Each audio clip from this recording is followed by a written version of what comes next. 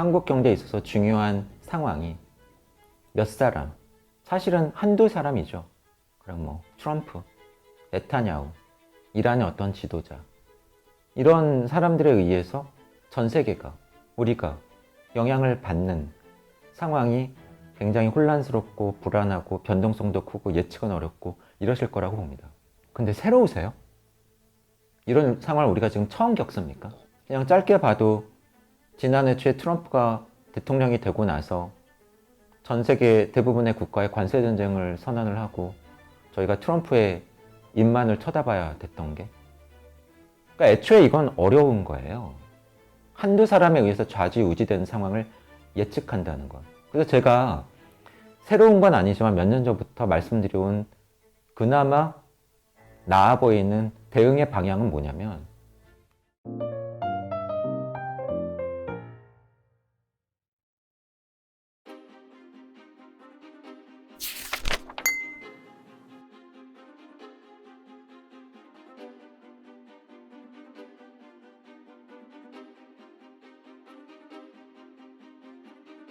이란과 미국의 전쟁이 터지고 나서 뉴스를 꼼꼼히 보신 분들이시라면은 아마 그런 뉴스 보셨을 것 같아요.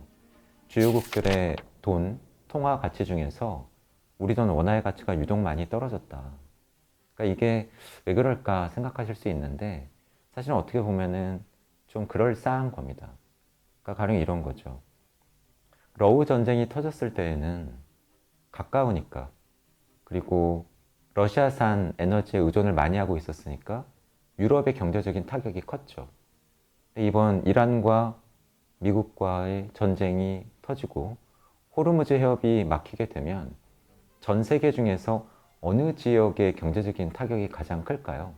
아무래도 그 지역을 통해서 에너지나 또는 많은 물자를 수송해 오던 아시아 지역일 텐데, 이런 아시아에 있는 주요국들 중에서도 특히 석유 또는 천연가스 같은 에너지를 중심으로 호르무즈 해협에 대한 의존도를 국가별로 순위를 매겨보면 사실은 일본, 한국, 인도, 중국의 순서 정도가 됩니다. 그런데 방금 이렇게 말씀을 드렸지만 사실은 인도와 중국은 우리와 일본과는 조금 다르죠. 왜냐하면 이 두 나라는 이미 러우 전쟁 때부터 미국의 눈치를 크게 보지 않고 수출 통제로 석유 팔 곳이 많이 없어진 러시아산 원유를 싸게 수입해서 쓰기도 하고 도리어 수출도 했던 국가들이거든요. 그런데 실제로 최근에 이 중국과 인도는 그렇게 하고 있기도 하고요. 상대적으로 일본과 한국은 미국과의 관계 때문에 그렇게 하는 게 조심스럽기도 하고 쉽지가 않은 측면이 있죠. 그럼 또 이런 생각을 하실 수가 있죠. 아니, 그러면 오케이. 일본하고 한국이 가장 이번 상황에서 취약한 거라고 하는데 왜 통화 가치 하락 측면에서 보면 원화가 일본 돈 엔화보다도 가치가 더 많이 떨어지느냐? 근데 사실 외환시장을 오랫동안 지켜보셨던 분들이라고 한다면 이게 그렇게 이상하지는 않으실 거라고 봅니다. 왜냐하면 일본 돈 엔화는 굉장히 오랫동안 국제 주요 통화의 지위를 유지를 해왔고, 특히 국제 금융시장이나 또 세계 경제에 이런 불안정하거나 불확실한 일이 생기면 안전자산으로 분류되기도 했거든요. 그래서 도리어 가치가 올라가기도 했었죠. 그렇다고 한다면 왜 한국 돈 원화가 일본 돈 엔화보다도 이번 상황에서 가치가 더 많이 떨어지느냐? 그게 뭐 그렇게 이상한 거는 아니라고 저는 생각을 합니다.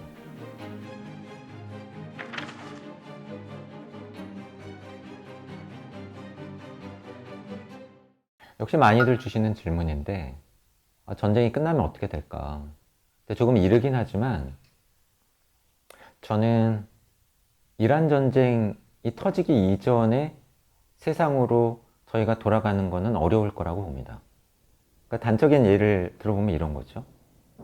당장 내일 전쟁이 끝났다고 해서 다음 주에 휴가를 두바이로 가시겠습니까? 불안하지 않으세요? 근데 이게 단순히 휴가 여행지가 아니라 국제금융 자본들, 국제금융기관들이 국제금융의 허브로서 저는 두바이를 보는 시각이 이번 전쟁이 터지기 전과 후는 완전히 달라질 거라고 봅니다. 그러면 이게 단순히 두바이라고 하는 도시에 대한 시각만 그럴까요? 저희는 이제부터 호르무즈 해협을 어떻게 봐야 될까요? 사실 이번 전쟁이 터지기 전부터 많은 분들이 이란과 관련해서 소위 얘기하는 레드라인이라고 하는 것을 말씀을 하셨습니다. 물론 저는 경제를 보는 사람이고 중동이나 지정학 전문가는 아니지만 제가 잘 모르는 분야에 대해서 저도 경제를 전망하기 위해서 자문을 많이 구하고 여쭤보기 때문에 많이 들었던 표현이에요. 레드라인. 이 선을 넘으면 뭔가가 큰일이 난다. 근데 제가 예전부터 들었던 레드라인은 이런 거였거든요.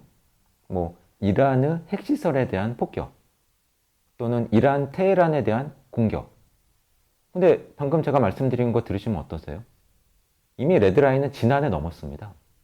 올해는 더 넘었고요. 그럼 이제 그 다음은 뭐죠? 그러니까 이런 거죠. 그동안에는 우리가 실현되는 것을 최근 몇십 년 동안 보지는 못했지만 하지만 이란은 계속 위협은 해왔죠. 무슨 일이 있으면 우리가 호르무즈 해협을 봉쇄할 거야. 하지만 많은 경제 전문가들은 설마 그러겠어? 그러면 이란도 타격이 클 텐데 이랬습니다. 근데 실제로 봉쇄가 일어났죠. 그렇다 보니까는 그 해협의 입구에는 지금 수천 척의 배들이 못 지나가고 지금 대기하고 있죠. 종전선언이 이루어진다고 저희가 이제 그 해협을 마음 놓고 다녀도 됩니까? 에너지 수송로로서 전처럼 그 해협을 이용을 해도 정말 괜찮은 겁니까? 사우디아라비아라든가 오만과 같은 주변의 중동 국가들은 전과 똑같을까요? 저는 아닐 걸로 봅니다. 저희가 예전에 상상이나 했나요? 해협이 이란만의 것도 아닌데 거기를 지나갈 때 한 척당 30억에서 60억 이란 정부에게 돈을 내야 한다? 이런 거 저희가 상상을 못 해봤던 일이잖아요. 이미 현실화되고 있지 않습니까? 그러니까 모든 게 한번 처음에 하는 게 어렵지 일단 해보면은 이런 생각을 하게 되는 거죠. 아, 되네? 불가능한 게 아니네? 물론 많은 전 세계 국가들은 아, 그거는 해양법 위반이야, 국제법 위반이야 라고 하고 있지만 이란의 입장은 어떻습니까? 지금 우리가 그런 걸 따질 상황이 아니야. 우리는 지금 절체절명의 위기인데 이렇게 하고 있는 거 아닌가요? 그러면은 이런 상황은 호르무즈 해협이 막힌 거 아닙니까? 정말로 그 많은 선사들, 많은 수출 기업들이 척당 30억, 60억씩 돈을 내고 그 해협을 지나다녀야 될까요? 아니면 다른 수단을 강구를 해야 될까요? 그리고 이런 상황이 되면 우리 정부의 대응은 전과 같아서는 안 되죠. 전쟁이 그래도 뭐 앞으로 2달이건 석 달이건 안에 끝날 것 같아. 이렇게 예상이 될 때와 이 전쟁이 언제 끝날지 모르겠어. 또는 전쟁은 끝났는데 호르무즈 해협을 언제쯤 마음 놓고 지나다닐 수 있게 될지 모르겠어. 이렇게 생각하게 되는 것과는 굉장히 다릅니다. 그러니까 전자 같은 경우에는 잠깐 버티면 돼요. 그럼 정부의 대응은 어때야 될까요? 시간이 지나면 좋아질 테니 지금만 버티자. 당장 경제가 어려워지는 건 막아야 되지 않겠느냐. 그러니까 추경을 하는 거죠. 정부가 돈도 쓰고. 이런 상황에서는 한국은행도 물론 국제유가 상승 때문에 물가 상승 압력이 생기겠지만 함부로 금리 올리면 안 됩니다. 정부조차도 나서서 돈을 많이 풀면서 경제가 어려워지는 걸 막고 있는데 이제 겨우 2%대인 물가 상승률이 앞으로 높아지는 게 예상이 된다고 해서 당장 금리를 올려서 금리 이자 부담이 늘어나도록 하는 것이 정말 한국은행의 부담이 안 될까요? 그래서 이렇게 상황이 금방 끝날 수도 있겠다라고 하는 기대가 있을 때에는 저는 한은은 물가 상승이 우려가 되더라도 금리를 안 올리거나 못 올릴 것 같습니다. 하지만 후자, 이게 계속 길어지고 뭐 전쟁이건 호르무즈 해협의 정상적인 통과건 언제쯤 정상화될지 모르겠어. 상황의 장기화에 대한 기대와 불안이 확산된다라고 한다면 대응은 전혀 달라질 겁니다. 정부의 대응은요. 지금만 버티자. 이 순간만 잘 넘기자. 이럴 수 없을 거고 이래서도 안 되죠. 어떻게 해야 될까요? 이제 우리 경제는 이렇게 석유 에너지, 탄소 에너지에 과도하게 의존해서는 안 돼.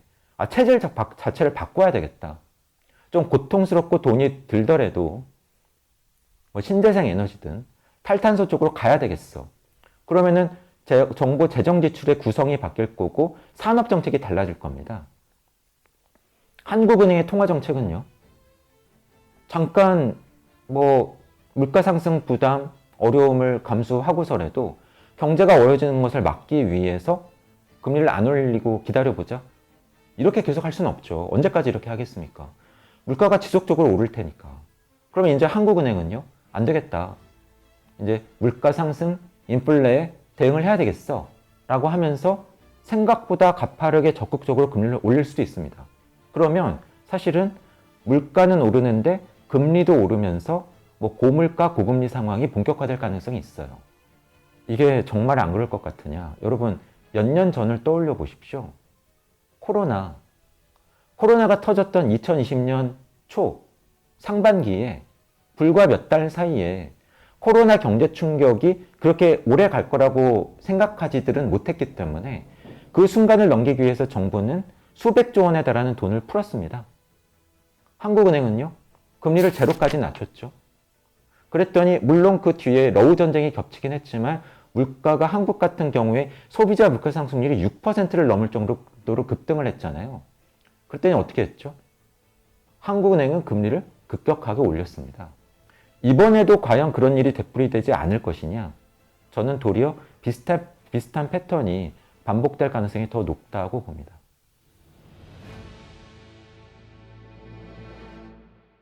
사실은 지난해부터 질문을 받아서 한국 경제가 어떻게 될 것 같으냐라는 질문들을 주시면 제가 강조했던 키워드는 두 가지입니다. 착시와 초양극화죠. 그러니까 이런 거죠. 어떤 나라 경제가 있는데 경제 성장률이 전에보다 2배 가까이 높아지고요. 종합주가 지수는 계속 사상 최고치를 경신해서 올라가고요.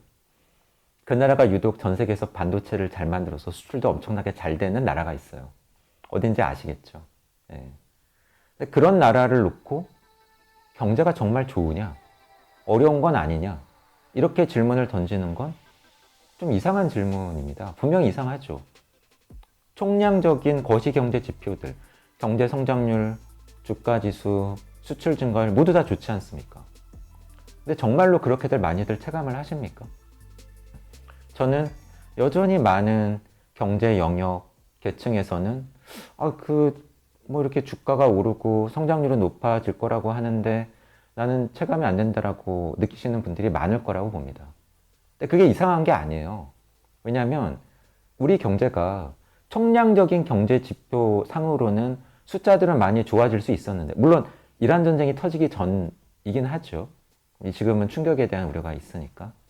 하지만 그게 지표들이 좋아지고 있어도 그것을 체감하기 어려운 분들이 많았던 이유는 반도체처럼 일부 품목, 일부 기업, 일부 업종이 굉장히 좋은데 마침 그 업종이 우리 경제의 GDP, 수출, 투자, 시가총액 이런 데에서 굉장히 많은 비중을 차지하고 있다 보니까 이 소수가 좋아지고 있는데 전체 경제 지표들은 따라서 올라가지만 여전히 소비라던가 투자라던가 건설이라던가 이런 쪽에 계신 분들은 나랑은 좀 거리가 있다.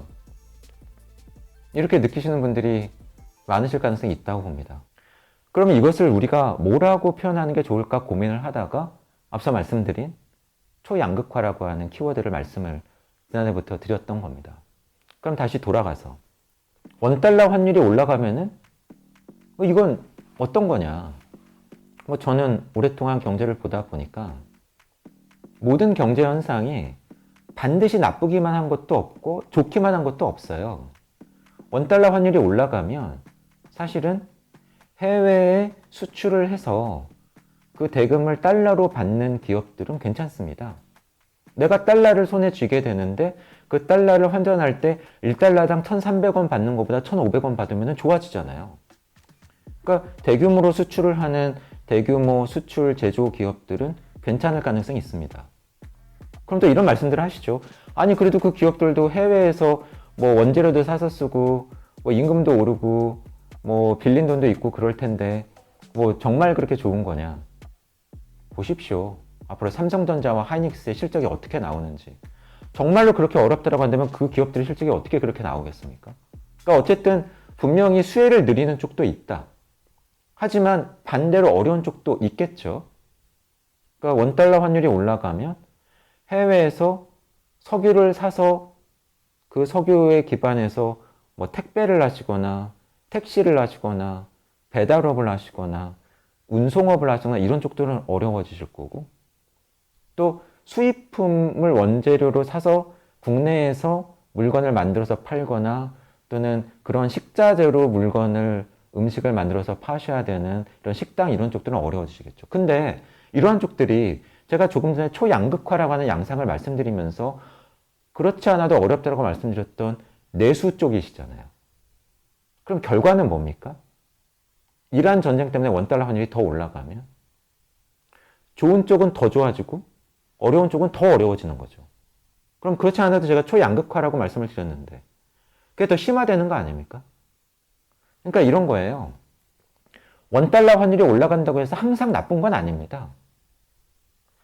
글로벌 금융위기 이후에 한국 경제는 다른 나라들보다 그 경제 충격에서 비교적 빨리 벗어났던 국가예요. 그러니까 이런 겁니다. 글로벌 금융위기 2008년, 유럽 재정이 2012년을 거치면서 원화 가치가 많이 떨어졌었고 다행스럽게도 제조업 경쟁력, 한마디로 쓸만한 물건을 만들어서 수출할 수 있는 능력이 있었던 한국 경제는 원화 가치가 많이 떨어지고 원달러 환율이 올라가니까 수출이 많이 늘면서 그 어려운 상황에서 빨리 벗어날 수 있었던 거죠. 근데 지금은 원래 수출은 좋았어요. 일부 업종이긴 하지만. 근데 어려운 쪽이 있었는데 그게 더 심화될 가능성이 있다. 한마디로 좋은 쪽도 있고 어려운 쪽도 있는데 원달러 환율이 올라가고 상승할 때의 맥락, 컨텍스트, 어떤 상황이냐가 중요한 겁니다. 만약에 우리 내수는 괜찮은데 우리 수출은 굉장히 어려웠다. 근데 그런 상황에서 원달러 환율이 올라가면 어려운 수출은 회복되고 내수는 좋았는데 좀 둔화되면 키높이가 맞춰지니까 괜찮죠. 근데 수출은 되게 괜찮았고 내수가 어려웠는데 원달러 환율이 올라가면 격차가 더 벌어지잖아요. 그럼 이걸 우리는 어떻게 봐야 되느냐? 뭐 이런 말씀들을 하시는 분들 저는 여전히 있을 거라고 봅니다. 아니 그래도 우리가 반도체라도 잘하는 게 어디냐? 이런 거 하는 나라도 별로 없는데. 그런데 우리 주식 시가총액 올라가지 않느냐? 내가 가진 삼성전자, 하이닉스 주가는 올라가고 있다. 자꾸 부정적인 얘기하지 마라. 이런 분들도 저는 분명히 계실 거라고 봅니다. 근데 방금도 말씀드렸지만 그렇지 않은 분들이 더 많은 게 사실이에요.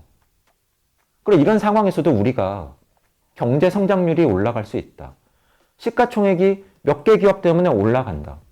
총수출은 여전히 반도체 중심으로 수백억 달러 흑자를 내고 있다. 이런 것에 만족할 수 있느냐? 저는 아니라고 봅니다. 그래서 결국은 원달러 환율이 올라가는 것을 우리가 어떤 맥락에서 봐야 되느냐가 가장 중요하다고 생각을 합니다.